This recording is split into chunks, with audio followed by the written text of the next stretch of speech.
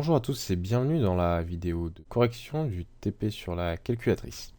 Donc je vais créer un nouveau projet, soit en passant par ce bouton ici, soit en faisant File, New Project. Alors ici vous voyez que j'ai marqué Java Project, ça se peut des fois qu'il ne vous l'affiche pas, donc s'il ne vous l'affiche pas vous allez aller dans Other. Et ici vous allez sélectionner Java Project. Je clique sur Next, je prends Java Project Next, donc TP calculatrice 3. Hop, voilà. Je vais utiliser Java SE 1.7. Non pas 1.8 parce que la plupart des gens ont la version 1.6 ou 1.7. On va aller prendre la version 1.7 pour que le logiciel puisse se lancer sur la plupart des PC. Et on clique sur Finish. Donc ça y est, nous avons créé notre TP Calculatrice 3. Nous allons maintenant pouvoir créer notre première classe à l'intérieur. Pour créer une classe, soit on clique sur le petit C, soit on fait clic droit, New, Class. Dans name, nous allons appeler donc soit main, soit comme on avait dit starter, et le pactage donc conformément aux règles de partage. Si vous travaillez pour un site web ou une société, vous mettez son URL à l'envers, ou alors ici vous voyez on met comme .victorhugo, .nom formateur, dans mon cas je suis Adrien, donc comme .victorhugo, .adrien. Je fais public static void main, je le coche et je clique sur finish. Voici donc mon début de code. Et j'ai fait auparavant un premier passage avec une feuille de brouillon dans lequel j'ai marqué un petit peu comment allait marcher ma calculatrice. Très important quand on code. Et donc nous allons commencer par faire des méthodes externes. En fait il y a 3 méthodes. Pourquoi? Parce qu'il y a 3 choses qui vont se répéter et dont je veux optimiser la tâche afin de gagner des lignes de code. Donc on va descendre d'un cran, on va aller programmer des méthodes qu'ensuite on va utiliser. Donc j'ai prévu 3 méthodes. J'ai prévu une méthode qui va nous permettre de demander à un utilisateur un float, donc un nombre à virgule, une méthode askchar pour demander un caractère, et une méthode calculer qui va nous permettre de faire un calcul.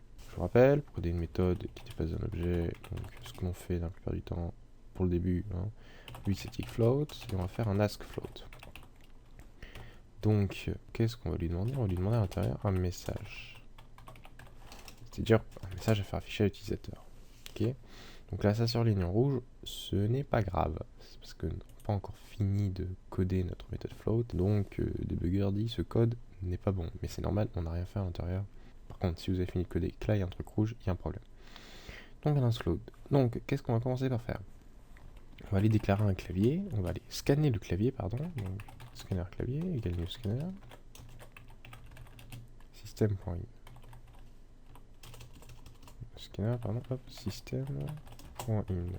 Comme ceci. Là, vous voyez que les scanners sont en rouge. Donc, s'ils sont en rouge ici, c'est parce qu'ils ne sont pas importés. Et il ne sait pas qu'est-ce que c'est scanner. Donc, pour les importer, soit vous êtes patient, vous restez dessus. Vous voyez qu'ici, on nous propose d'importer scanner. Soit vous avez raccourci clavier, CTRL majuscule O. Et vous voyez ici qu'une nouvelle ligne de code est apparue. Et maintenant, c'est plus souligné en rouge. Donc, qu'est-ce que j'aurais besoin d'autre? Parce que j'ai toujours la déclaration de variable au début. Je dois déclarer un résultat. Donc, float, result, il y a 0, on va l'initialiser. Hop. Donc, ça sera le résultat, c'est qu'est-ce que je vais renvoyer à la personne qui utilise ma méthode.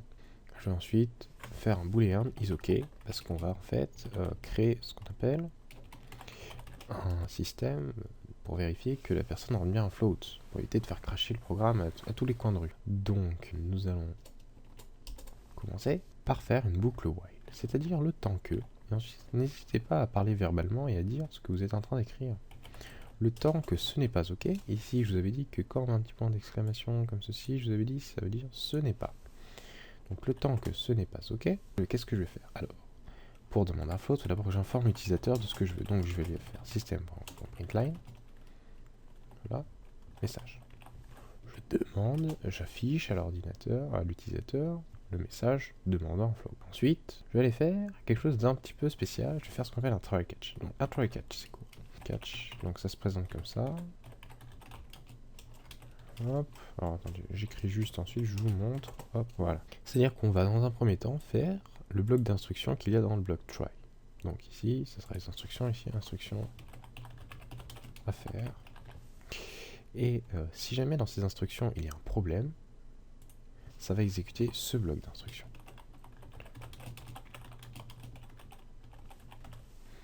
Donc je vais faire tout ce qu'il y a dans try, et s'il y a un problème dans try, ça fera catch. ça va exécuter. S'il n'y a pas de problème, ça va jamais exécuter ce système. Donc je vais dans try. Et là, ce que je vais faire en fait, c'est que je vais aller tout simplement tenter de récupérer le float. Donc je vais dire que mon résultat, hop, est égal à clavier. Et j'ai une méthode pour récupérer le prochain float que l'utilisateur rentre, next float. Donc je dis récupérer en fait la prochaine entrée, je la convertis en float. Maintenant, si jamais quelqu'un rentrera une lettre, il va y avoir un problème. Donc s'il y a un problème, qu'est-ce que je dois faire? Je vais devoir déjà changer de ligne. C'est-à-dire que à partir du moment où vous récupérez comme ça, clavier.nextfloat, des trucs comme ça, et que vous réinitialisez pas clavier, vous devez exécuter l'instruction nextLine. C'est-à-dire parce que sinon, ça va, lorsque vous allez redemander de lire quelque chose, ça va relire. Il faut que vous voyez en fait la console et le scanner, que le scanner c'est comme en fait une espèce de curseur, et lit une ligne. Et si jamais vous refaites la même méthode, il va relire la même ligne. Il ne va pas aller à la ligne d'en dessous. Pour le faire à la ligne d'en dessous, vous devez exécuter cette méthode. Donc là ici, s'il n'y a aucun problème, il n'y aura pas besoin de... Parce que si jamais on redemande à notre float, on va réinitialiser le clavier, on va refaire un nouveau clavier. Là par contre, s'il y a un problème, ça ne va pas être OK. Donc s'il y a un problème aussi, OK égale false. Ce n'est pas bon. Donc du coup, ça va refaire sans réinitialiser le clavier. Donc il faut bien lui faire sauter sa ligne. Et donc si c'est bon ici, il faut quand même dire à l'ordinateur qu'il est OK égale true. Voilà. Donc là, on a fait notre... Donc ici, en fait, on va récupérer le float. Je commente le code. Ici, on va déclarer variable. Hop. Ici, on récupère le float. Et en fait, il ne reste plus qu'à faire la troisième partie, retourner le résultat. Et voilà, on a codé notre méthode askFloat. Donc là, on va récupérer, faire un copier-coller. On peut même faire un copier-coller de l'intégralité de la méthode.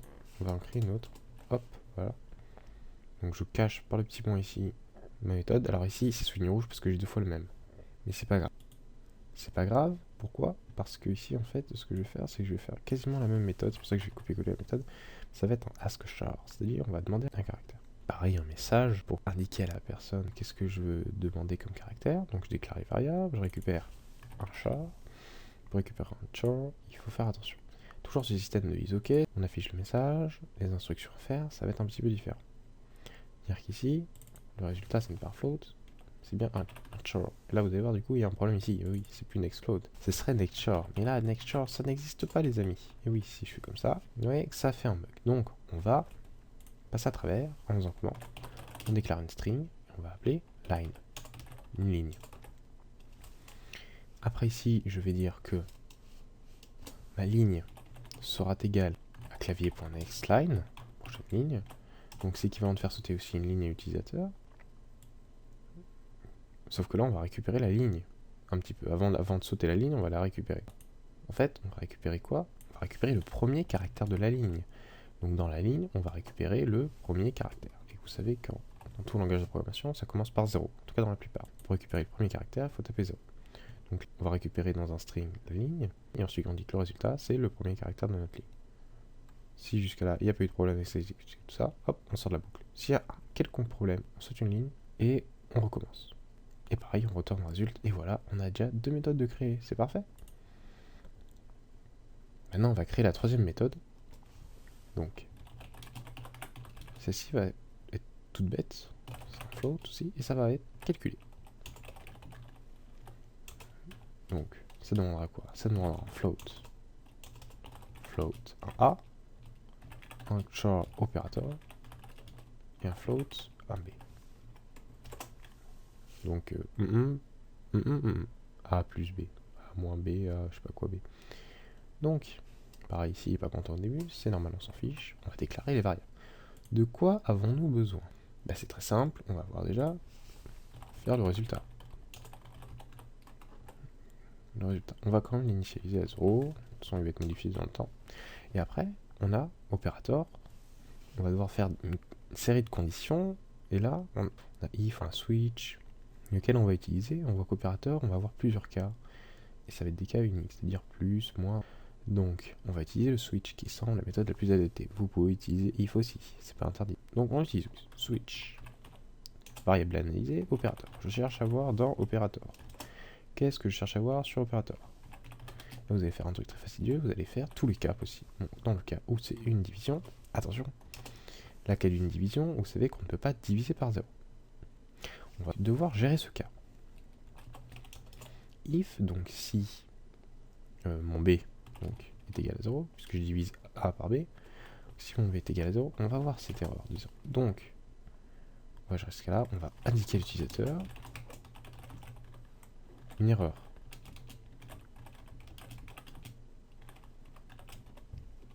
Et ensuite, on va faire crasher le programme. Pour faire crasher le programme, c'est pas un crash en fait, on va éteindre le programme. Donc on fait system.exit, ça arrête le programme, peu importe où c'est qu'on est, et on met un statut. Donc si on met statut 0, c'est IC éteint correctement. Si on met un autre chiffre, c'est un code d'erreur. On va mettre 1, parce qu'on va pas gérer les codes d'erreur, on va mettre un à chaque fois. Donc on indique quand même à Windows qu'il y a eu un problème. Lui il va s'en foutre un petit peu, mais bon, au cas où on indique qu'il y a eu un problème, et avec le code 1. Et si j'ai oublié de sauter une ligne, sinon le code n'est pas très aéré. Donc, mon cas, mon fameux cas, voilà. Sinon, s'il n'y a aucun problème, je peux diviser A par B. Je vois pas où est le problème, hop. Et je fais un break. Je fais un nouveau cas. Multiplication.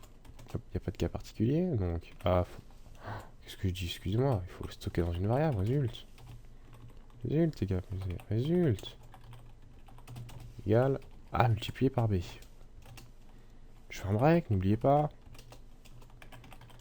Pareil, allez hop, on gère une nouvelle case, de moins. Le résultat sera égal à A moins B. Je mets mon break. Allez, dernière case. Le résultat sera égal donc à A plus B. Et je fais mon break. Maintenant, on va quand même gérer un cas, c'est le case, donc c'est le default. Qu'est-ce qui se passe si mon caractère n'est pas là? On fait cracher la machine aussi.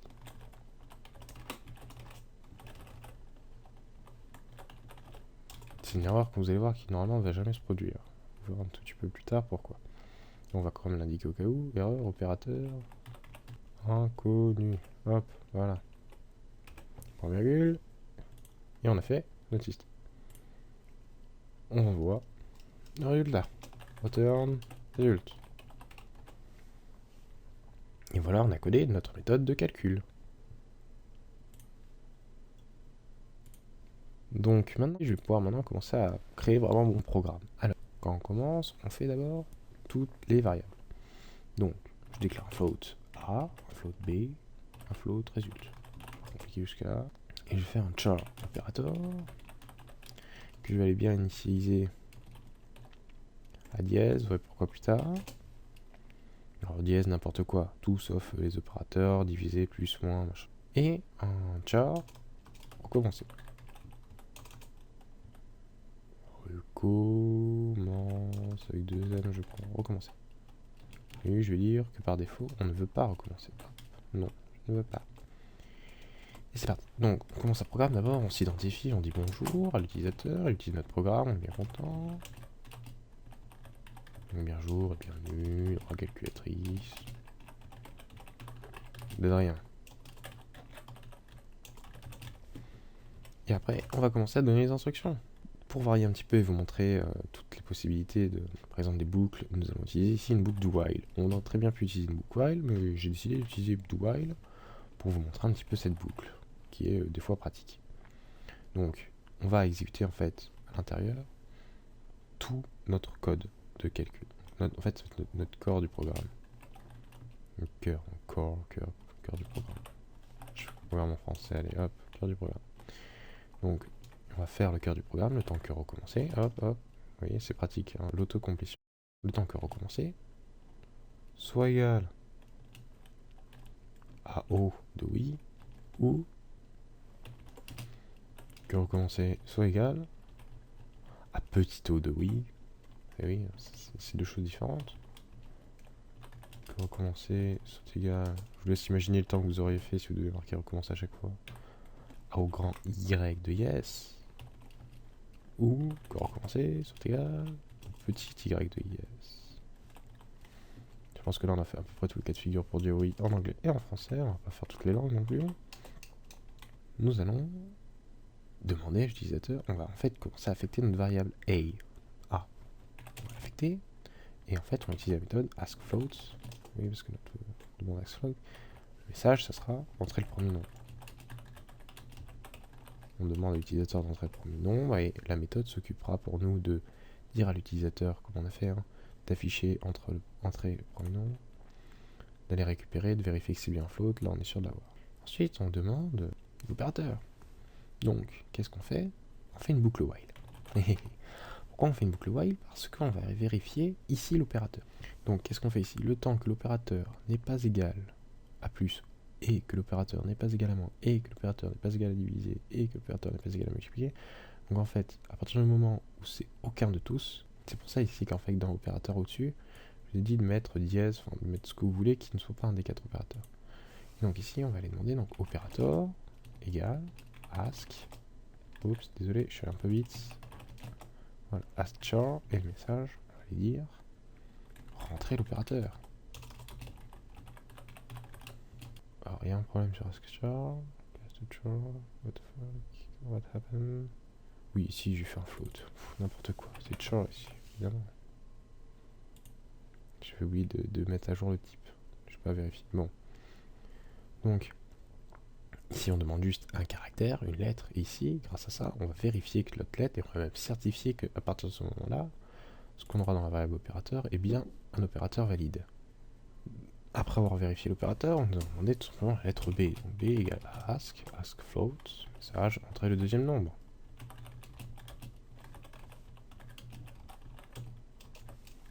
On va mettre un point d'exclamation, ça sera un petit peu plus joyeux. D, donc pareil, askFloat va nous demander, vous voyez ici qu'on utilise 2 fois la méthode askFloat. Ça peut être intéressant parce qu'ici on a économisé donc, vous voyez, 25 lignes de code. Donc maintenant on a rentré notre A, notre B. On va maintenant aller s'occuper de calculer notre résultat évidemment. Donc résultat sera égal à la méthode qui s'appelle calculer ABC. Bon, pour le coup là, les nombres se sont marqués automatiquement parce que c'était les mêmes. Donc notre résultat sera égal de notre méthode qui nous permet de calculer. Vous voyez ici qu'on est quand même dans l'abstrait. On ne sait pas qu'est-ce qui calcule, combien, avec quel opérateur. Là on rentre quand même dans un taux d'abstraction moyen. C'est vraiment cette notion d'abstraction. Vous allez voir que plus vous allez coder en plus, plus vous êtes en bas niveau, plus ça va être du concret. Plus vous allez monter, plus ça va être abstrait. Donc, notre résultat sera égal à la méthode de calcul. Et ensuite, on va faire afficher le calcul. Donc, le résultat, printline. Et ensuite, on va dire le résultat 2. Et ensuite, on va faire un petit peu de mise en page. Donc, on fait attention, on met bien un espace ici, c'est très important. Donc, le résultat de plus, ici ce plus, c'est un plus permettant de lier 2 chaînes de caractères ou une chaîne de caractères à un nombre. Ça permet de créer, vous imaginez comme si c'était des morceaux de papier déchirés, on recolle les morceaux. Donc on colle le résultat 2 avec un nombre A. Alors, ce qui est bien, voilà, on peut mettre des nombres, on peut mettre ce qu'on veut, on n'a pas besoin que ce soit on peut transtyper en fait, on peut mettre plusieurs types de choses. Machin, on a un espace, donc ça peut être 1, 2, un espace, après on met l'opérateur, hop, puis ensuite B, donc le résultat de machin plus, on sait pas trop quoi, on n'oublie pas ici de mettre un espace, plus B, voilà. Il faut vraiment que vous fassiez tous les espaces à la main. Ensuite vous allez dire, hop, est égal, et vous mettez votre résultat, hop. Donc ici, j'ai oublié de rajouter en plus. Hop, voilà. Donc le résultat de son premier chiffre, espace, plus moins son opérateur, espace, deuxième chiffre, sera donc égal, et on met le résultat. Ensuite, on va lui demander si il va recommencer. Donc dans la variable recommencer, on va la modifier cette variable, et on va rajouter le résultat de askchar, et on va lui mettre un message, on va lui dire, voulez-vous recommencer?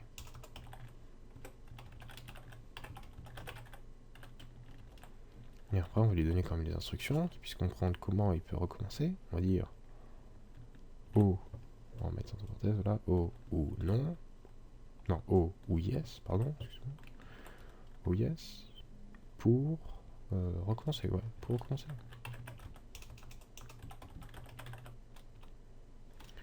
Oui, hop, j'ai rentré la fermeture, il a eu un problème. Donc, Y, tac, voilà, voilà. Donc, à ma vraie, pour commencer, je vais aller mettre une lettre, ça sera le résultat. 2, je vais récupérer ma lettre et je lui affiche comme message pour récupérer ma lettre. Tape O ou tape Y pour recommencer. Sinon, ça ne marchera pas, ça va sortir de la boucle. Bon, ensuite, on va lui dire au revoir. Comment on lui dit au revoir? On lui fait un petit coucou, on lui envoie un petit message. Print line. Ici, on lui dit au revoir. Et voilà, on a quasiment fini le programme, il manque une ligne de code. Alors, cette ligne de code, elle n'est pas évidente, donc je vous la donne quand même. Enfin, je vous la donne de toute façon dans la correction. Ici, on a fait un système de while, et donc on prend compte que ce bloc de code peut être exécuté plusieurs fois. Ici, on a fait un système pour vérifier que l'opérateur soit un opérateur valide. Donc, vous voyez que dès le début, on va aller comparer l'opérateur qu'on a actuellement et vérifier s'il n'est pas tout ça. Donc au début, on lui met un opérateur invalide, il va rentrer dans la boucle, il va faire son truc. Après, il ressort valide. Donc si il dit oui, il recommence la ligne de code, et donc du coup, notre opérateur, si on ne le change pas à la fin du programme, il sera toujours valide. Et cette option-là va être sautée. Ce while va être sauté. Donc, soit vous changez votre while en un do while, d'ailleurs on va le faire. Ouais, on va le faire. On fait bien un do, c'est-à-dire tous les cas, je vais d'abord, je lui demande quelque chose, et ensuite, je fais des vérifications. Donc du coup, ici, on n'a même pas besoin de le définir au début. Hop, il sera défini quoi que ce soit. Voilà, donc notre passage codage est bon. Maintenant, on va passer au passage vérification du code. On vérifie si le code est bon. Donc on clique sur Run, petite flèche ici, et c'est parti. Bienvenue, bonjour dans la calculatrice. Ouais, entrée de premier nom. On rentre le premier nom, 55. On rentre l'opérateur.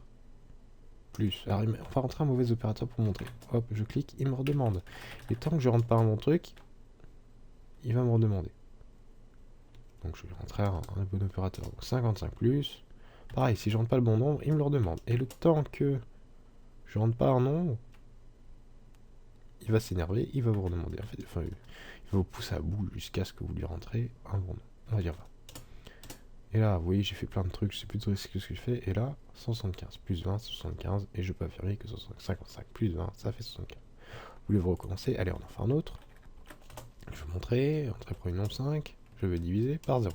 Oh, il y a une erreur, division par 0. Le programme s'est arrêté. Vous voyez ici la terminate. Je peux plus terminer mon programme. Je peux fermer mes consoles. Hop, mon programme s'est terminé. Donc je relance. Vous voyez ici qu'il est en cours de lancement puisque le carré rouge est là. Je peux l'éteindre. Donc 5 plus 5 égale 10. Waouh, génial. Je veux recommencer. Alors je peux vous montrer. Hop, on va tenter un autre truc. 85.56. On va tester un peu les floats. Alors, premier nom, il n'y a pas marché. En effet, il va vous afficher avec des points, mais il va falloir que lorsque vous rentrez, il va détecter normalement, hein, d'après ce que j'ai compris, que vous êtes en France, vous utilisez un truc français, un système d'exploitation français, donc on ne rentre pas des points chez vous, on rentre des virgules. 78,8, il le prend, pas des points, c'est pas bon. Vous voyez une erreur typique qui peut arriver, donc c'est bien de vérifier que les noms que vous rentrez sont valides. Je vais faire multiplier par 32,4. Vous voyez ici, donc, j'ai utilisé un float et non un double, donc il va me donner que 2 chiffres ou pas beaucoup de chiffres après la virgule. Vous voulez avoir un peu plus de chiffres, vous allez pouvoir modifier vos floats par des doubles. Je ne vais pas le faire dans ce tutoriel-là, mais c'est une amélioration que vous pouvez faire. Et voilà, donc votre calcul ça marche. Je vais rentrer un n pour non, mais je peux rentrer n'importe quoi. Je vais dire non. Et vous voyez que la calculatrice me dit au revoir. Et voilà, je peux fermer ma console. Et donc, nous avons codé ensemble 113 lignes de code et nous avons commencé à faire une calculatrice qui est totalement fonctionnelle. Donc voilà, il n'y a que de nombres et les opérateurs sont juste multipliés, divisés. N'empêche que c'est déjà une bonne calculatrice et que vous ayez compris ça, c'est déjà vraiment bien. Ben, je vous laisse et je vous dis à plus tard dans d'autres vidéos.